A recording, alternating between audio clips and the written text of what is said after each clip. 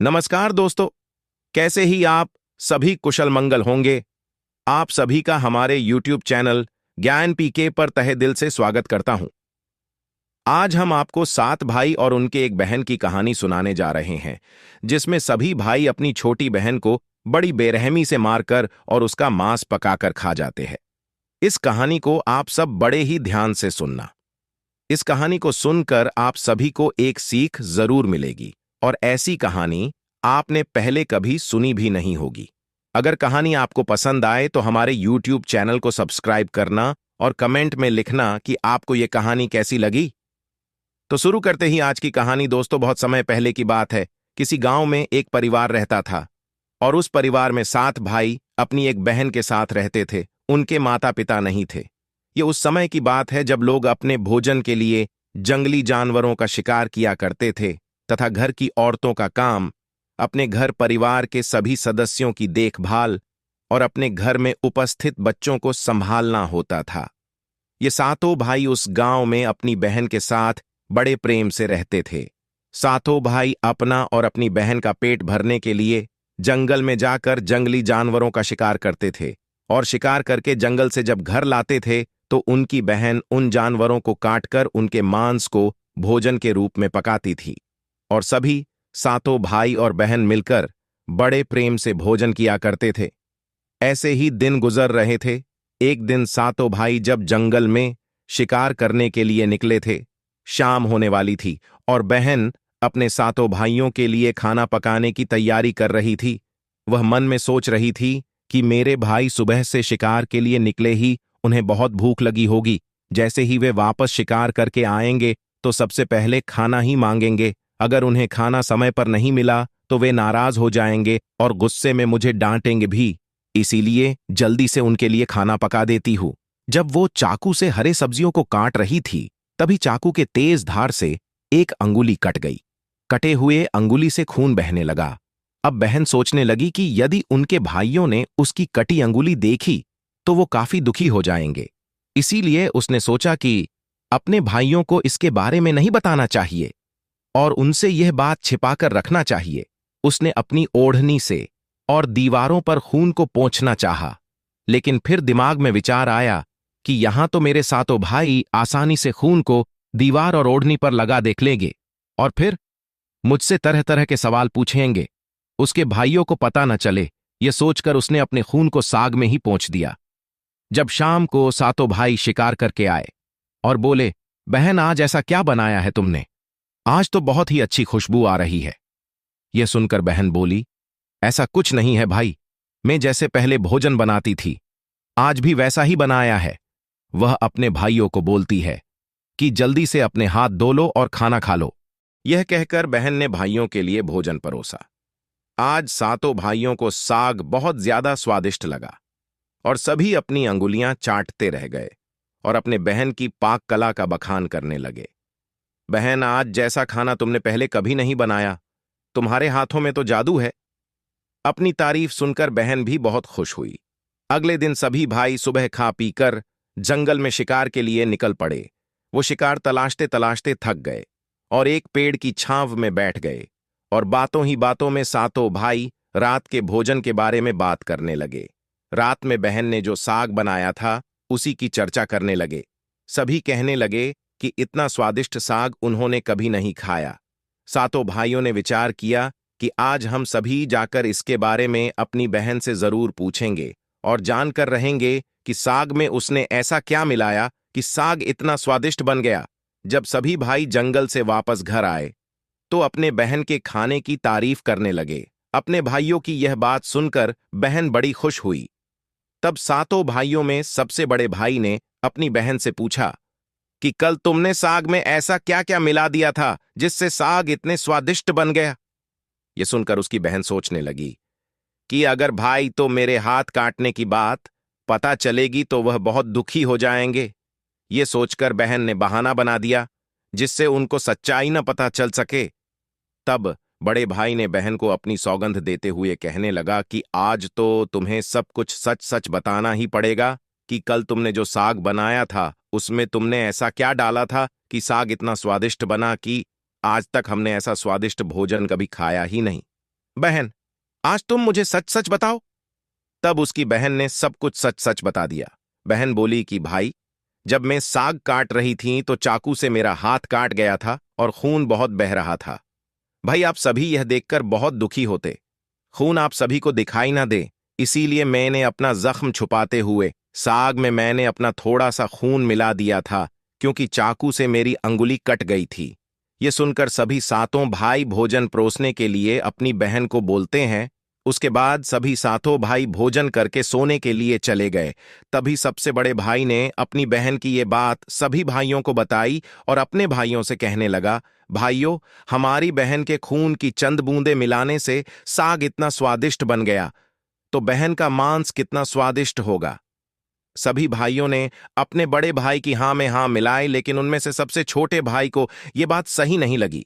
लेकिन उसने अपने मन में सोचा कि यह हमारी बहन है और मेरे सभी भाई अपनी ही बहन को मारकर खाना चाहते हैं। लेकिन वह मजबूर था, क्योंकि वह इस बात पर कुछ कहता तो सभी भाई मुझे भी मारकर खा जाएंगे। दुखी मन से उसने भी सभी के साथ हां में हां मिला दी और अगले दिन भोजन करके सभी भाई शिकार के लिए जंगल में निकल पड़े।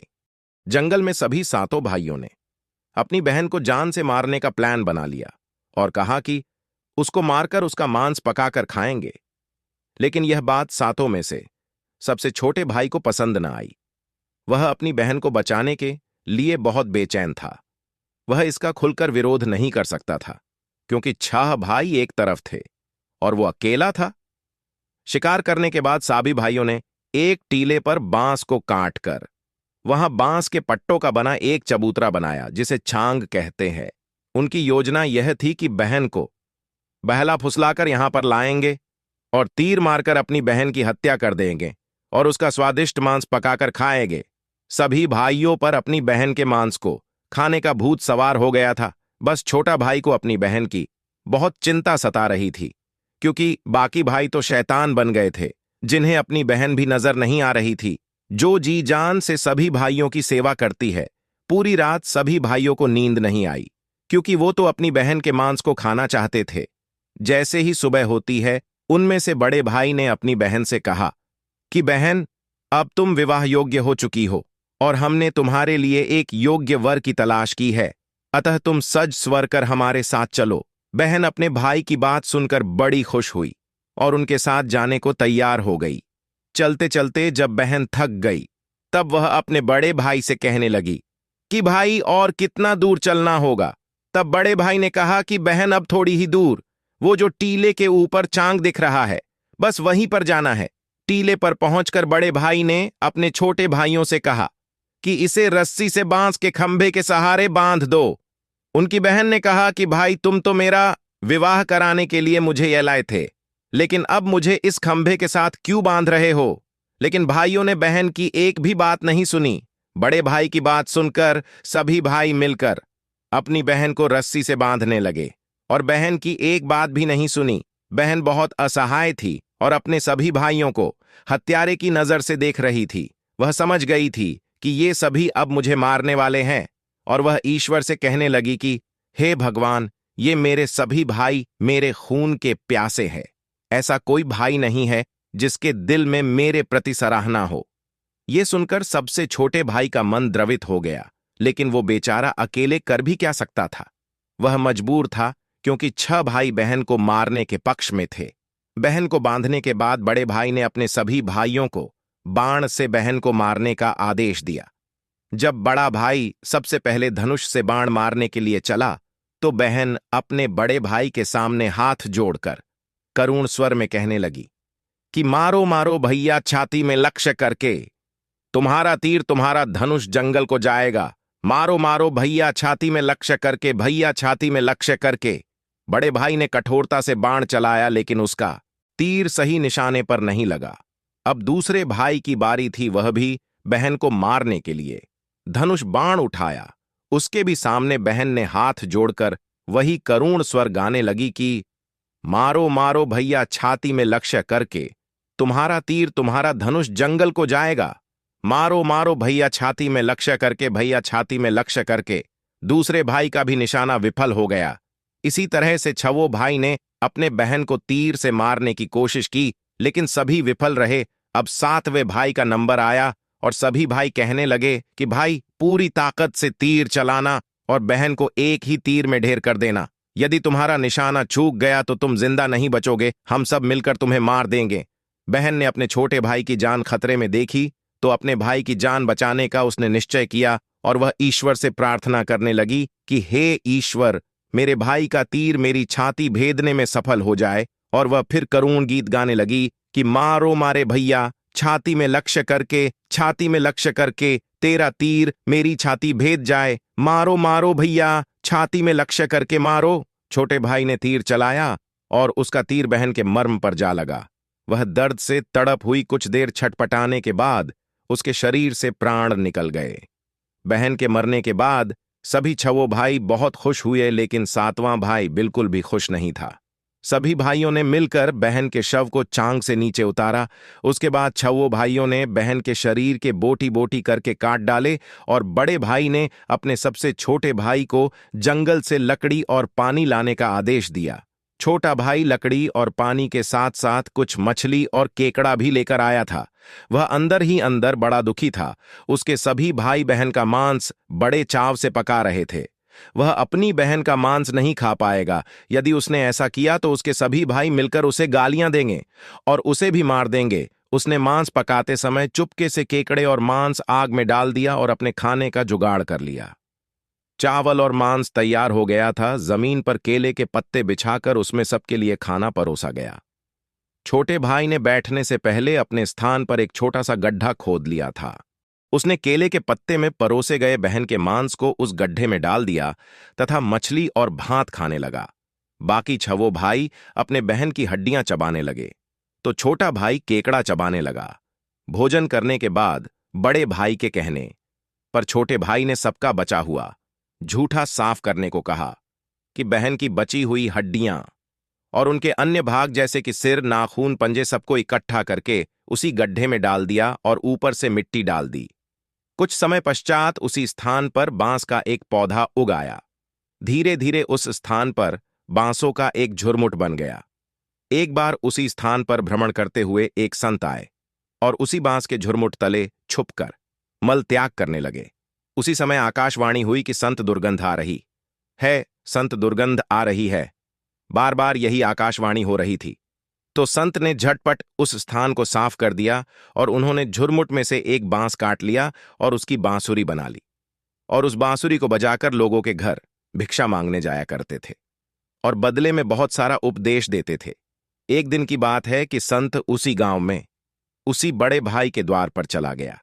तब छवों भाई का विवाह हो चुका था और सातवें भाई का विवाह अभी नहीं हुआ था और वो अकेला और अलग रहता था।